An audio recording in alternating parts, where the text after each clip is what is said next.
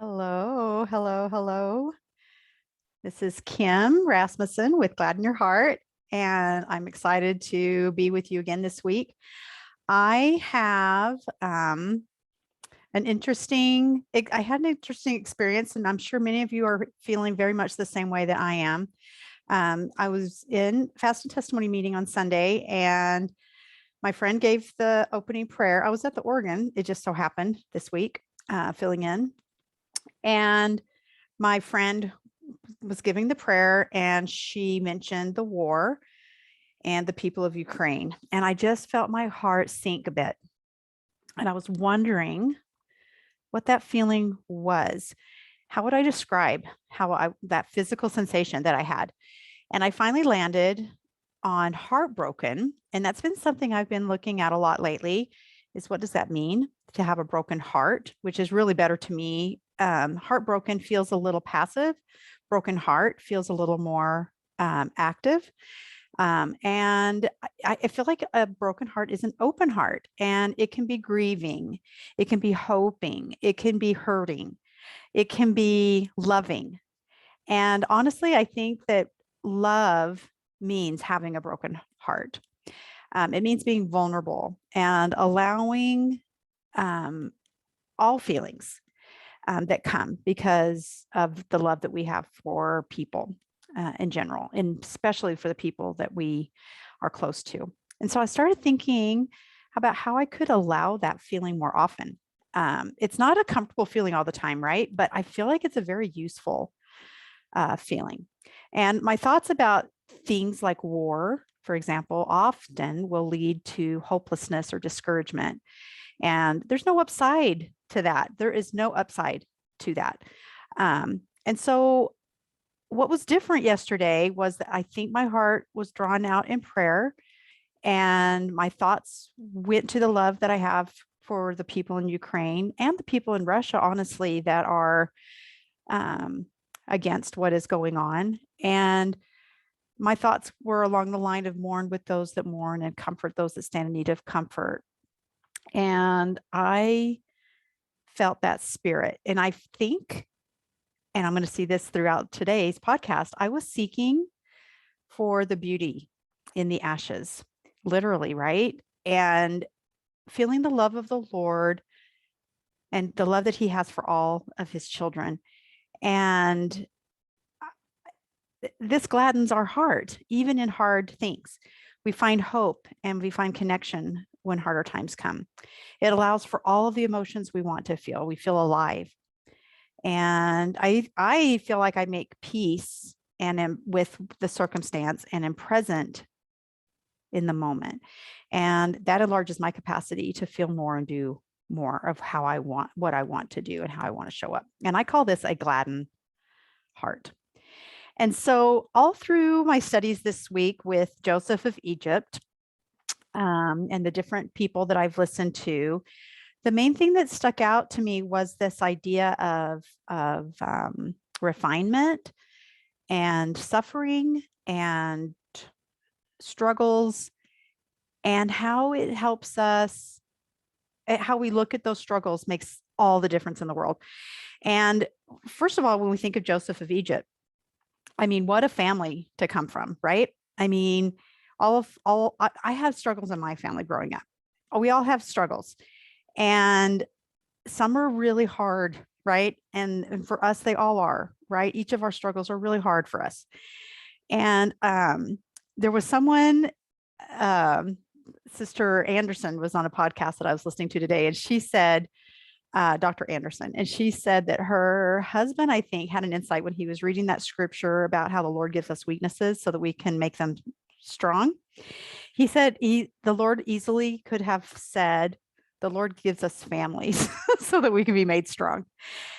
I mean, I think that's so true. And I was thinking about this in our testimony meeting today, or Sunday as well, because there was a lot of comments about, struggles. And I just kept thinking that, the relationships that we're in allow us to see more of the things that are weak in us because we're challenged, right? There's things that come up that we're like, oh, well, if they didn't do that, but then it's like, no, I need to look inside and be like, okay, why am I struggling with this. What inside can I look at? What can I look at inside my heart that will allow me to grow and be a better person because of this? Because I believe that we have marriages, we have families, because we teach each other things from the idea that they do something and it wakes up pain in us. And pain usually means we have some kind of a belief that might not be true that we could challenge. And I've talked about that a little bit last week. So I love it. What kind of people would we be without our struggles? I am very glad when I look back on the struggles that I had, and I had a pretty traumatic childhood in many ways, and I say that in the true sense of the word. And I believe, and I was talking with my mom about this, that if we hadn't gone through the experiences that we went through, we would be pretty unbearable, to be honest. And I'm just grateful that I have all those experiences, but because it got me where I am right now. And think about Joseph of Egypt and all of the hangups and dysfunction, if you will, that he was surrounded with, right? His brothers had very unhealthy ways of responding to the jealousies that they had, that their father loved Joseph just because he was Joseph. He didn't even have to do anything, right? He had this, and we all have this worth, but right, they're seeing this, that Jacob favored him. And I think it's just real interesting that he was put through all kinds of circumstances, right? Because of that, right? He was thrown into a pit.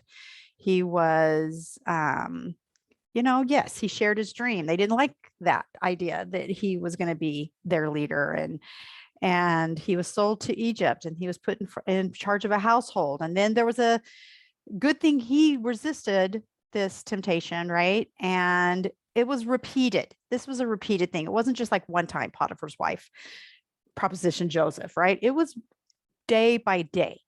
And in the end, it all came to a close, if you will, when she grabbed his cloak as he ran away and let go of that piece of clothing that was holding him, perhaps to what he didn't want to do, and he ran, and of course was falsely accused and put in prison and was there for years. And even though he had interpreted dreams there and asked, hey, let people know right where I am, and finally, right, he is put in this position where he is able to help his family, which we read about next week. But he became the person he needed to be the leader he was meant to be through all of the struggles that he ended up with. And to me, that is amazing. That is amazing to me. And we all have that. So I want to share an idea, and I've read this book, The Coddling of the American Mind, and it is such a good book. And they reference a man, Nassim Taleb, who talks about this concept of anti-fragile. And Dr. Anderson actually brought this up as well in her the podcast that she was on with Hank Smith and John By the Way. And I've read this, and I went and looked it up on the site, and I'll put a link down below too for you to read. It's available to anyone who wants to read it. And it is just fascinating to me. So Taleb says that systems and people can survive the inevitable difficulties of life, and like the immune system, grow stronger in response. And so he's talking about when we have problems, right? We have a problem, we can survive a circumstance, something happens, right? And like our immune system, we can respond in many ways, and all of these ways actually strengthen us. And so he's talking about, Nassim Taleb talks about the concept of anti-fragile. And so if you think of China, right? A China cup, a little teeny cup of China, or a kind of a cup made of China. Okay. Very fragile.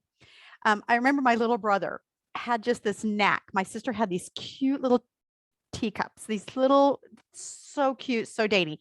She could play with them, no problem. Every time he touched them, they broke. It was just fascinating. So fragile, right? They're meant to be fragile. And then what do we normally give a toddler? It would be a cup. They're a little more resilient, right? They will weaken, right? The structural, it's not designed to be dropped all the time, but the integrity of the plastic might,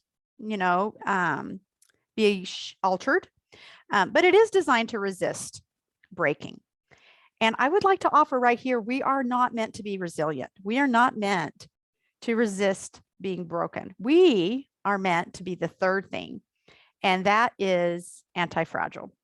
And so things that are designed to be anti-fragile, according to, and this is true, you'll know it, according to Talib, is things that require stress and challenges in order to learn, adapt, and grow. And the three examples that he gives are our bones, our muscles, right? And just children. He says children, but I would say people in general. But we think we need to protect our children, right, from all of these things, and it's just not true. Of course, we protect them from things that would threaten their lives, but we do need to let them struggle. How else, right, are they going to grow? And so I just love that as children of God, we are made anti-fragile. That is how we are designed. He says that systems that are anti-fragile become rigid, weak, and inefficient when nothing challenges them or pushes them to respond vigorously. So the modern obsession, he goes on to say, with protecting young people from feeling unsafe is, we believe, one of the several causes of the rapid rise in the rates of adolescent depression, anxiety, and suicide.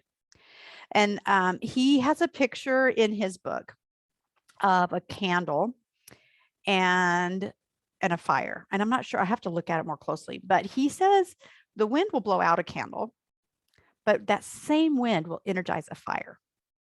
And so we're meant to be fires. We are anti-fragile, and we need the wind to make us stronger. We want to be like fires and wish for the wind. And then Hank Smith actually even brought up this idea, if you think of a biosphere, and I would love to go look that up more. But I remember when they did this, and they had all of the perfect circumstances, and they were planting all these trees and plants and have this pristine environment. And it turns out that those trees actually did not survive. They died because there was no wind. There was nothing to force those trees into, I hate the word force, but encourage those trees into being stronger, being strong. And so the world that we're born into, I love how on the podcast they put it, is a big spiritual weight room. So Joseph went through all of those things. He went through all of those, and you're not going to grow that spiritual muscle or emotional muscle or who we are unless you lift weight that that brings some resistance. Okay. And I think that because we are imperfect, we need to embrace that we're meant to be imperfect, and we're meant to struggle, and we're meant to grow, and that it will take time and it will take effort. None of us knows the ultimate strength, according to C.S. Lewis, that it takes, because all of us have given in at some point to temptation, and because we are imperfect and fall short of the glory of God. So of course we're going to, some of it will be on our own selves, right? These difficulties that we have to resist.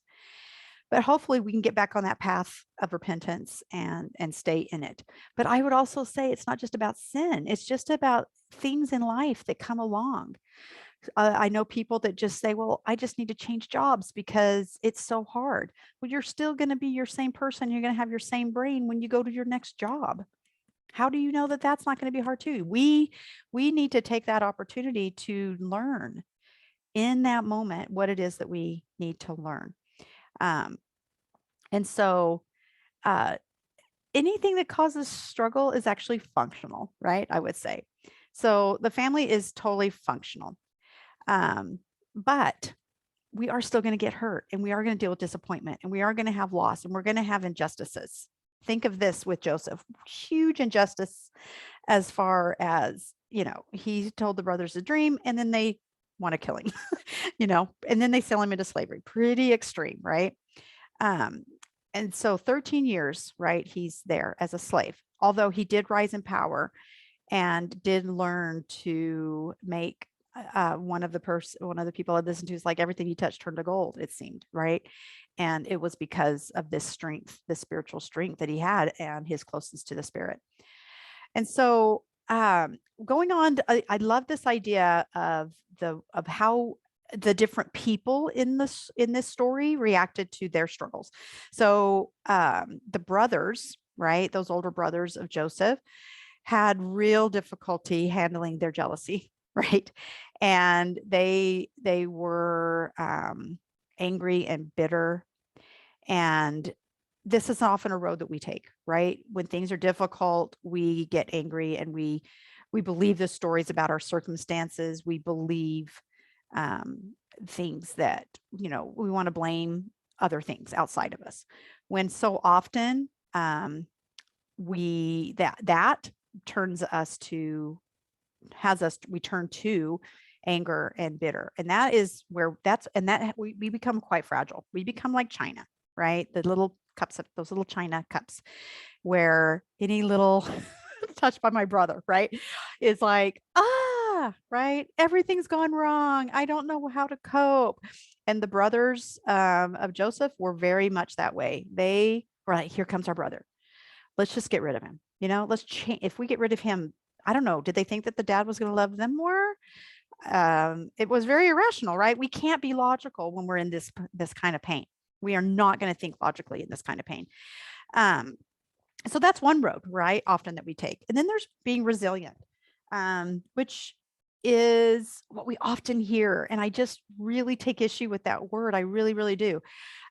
Enduring to the end, in the sense that we're just hanging on and we're putting our head down and we just hope that this storm is going to pass quickly, but we don't grow from it. We don't learn from it. I mean, maybe a little bit, right? Because if you're you're going through the storm, yes, you're going to grow a little bit stronger, but really we're just trying to avoid it. And we don't process the hurt, and we don't take a look at our emotions, right? If we took which would be a little bit better than this previous step of being angry and bitter, at least we could notice that this is difficult and it's something that I can own, but we want to own it in a way that helps us grow. And this would lead us to this third path, which is embrace that we're anti-fragile, that we are meant to struggle. We're meant to grow and have a glad heart. Look for the beauty in the ashes. Process our emotions. Focus on the faith that we have in the Lord.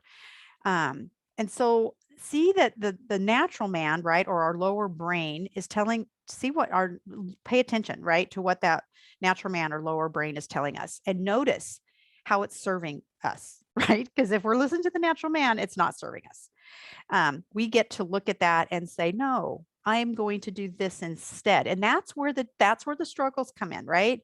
Because we have to actually work at thinking in the direction that will bring us hope and bring us this glad heart and bring us an open heart and a open mind and be able to grow. So be curious, right? We want to be curious and think of and focus on the things the result that we want.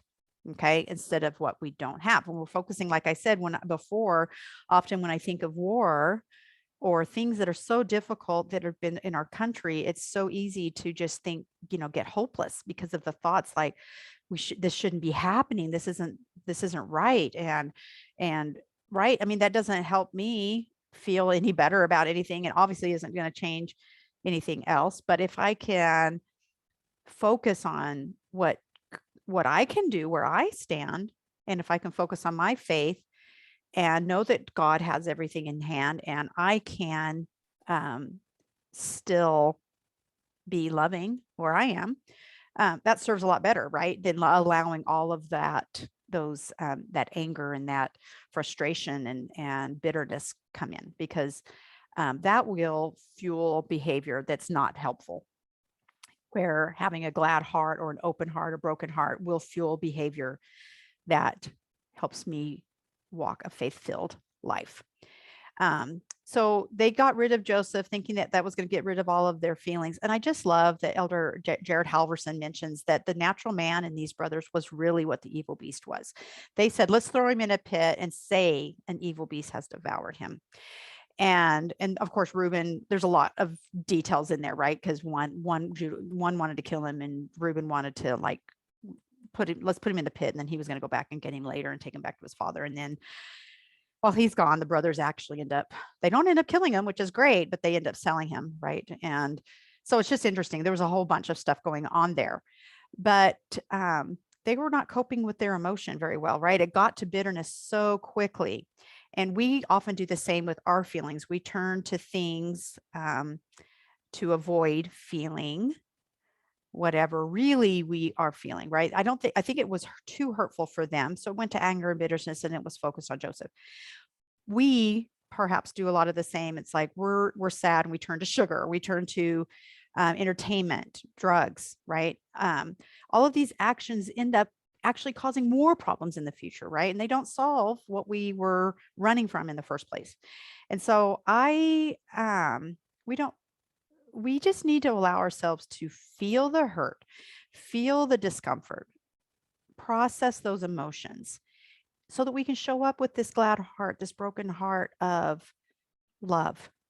And choosing to accept that we're humans and that we're anti-fragile will help us notice, right, that or realize that nothing has gone wrong here. This is one of the things I love to tell my clients, and many don't understand. They're like, of course, what do you mean nothing's gone wrong here? My children have left the church, or they're struggling with all kinds of issues in their lives, and they're not doing the things I taught them to do. How can we say nothing's gone wrong here? But how is it helpful to think that something has gone wrong? Right? Instead, we can focus and realize that this is this circumstance that you're enduring, terrible, right? That you're experiencing, you can endure, you can be angry about, or you can choose to see that nothing's gone wrong here, and that this is part of the plan, and that those children are going to figure that out as well. So we can look at our circumstances in that way. Of what lens do we want to look through? Do we want to make it lighter, where we can show up in a very positive way, or do we want to make it heavy, where everything, right, has gone wrong? Which one is going to serve better? The brothers obviously had their own hangups, and they couldn't feel the Spirit guide them. Reuben maybe a little bit, right? Because I think he had come to a point where he had felt remorse for some things that he had done. And maybe that's why he was able to offer some different ways of dealing with Joseph. But this is what I do. I help people see the stories that they believe about their circumstances and just look at them, be aware, question them. And in our struggles, like Joseph, we can see that the Lord is with us. Did you notice that 3 times the narrator in Genesis chapter 9, every time that something difficult happened to Joseph, he says the Lord was with Joseph? I love that, because if we can think about that, we know that things are going to turn out okay. It's like he was saying, it's going to be okay. It's all going to turn out okay. And the Lord was with Joseph. We may not, if we're not looking for him, we're not going to see him. And I just love that if we're looking in our circumstances, as perhaps Joseph did, I'm sure he was praying for certain outcomes in the different circumstances he was in, but he did submit, right? And he did trust God. And that is what we need to do. I think I have time. There's this story that Dr. Anderson tells about a girl that came in and was struggling she was confused about things that are going on with a lot of gender issues. And this gal told her thoughts to Dr. Anderson, and then Dr. Anderson said, quote, I just love this quote. Well, you don't have to agree with me, but this is because this is a personal journey, but this is how I see it. We have this amazing God who is omnipotent. He has all power. And like any wonderful parent, he wants to share what he has with his children. He wants us to be able to have that power. He knows that power destroys people who can't handle it. She continues, we have to meet certain conditions in order to be able to handle that power. You don't give a chainsaw to a 5-year-old. I don't care how strong or good that 5-year-old is. He's going to do some damage with it. He could kill himself and hurt others. in the way. So we don't give power to people who can't handle it. She continues. So God says, here are the conditions on which I give you my power. And it means time in the spiritual weight room. I love that. And so what it means is you build your, she goes on, you build your spiritual strength so that against all circumstances and all temptations, against all troubles, you build strength instead of bitterness, instead of doubt.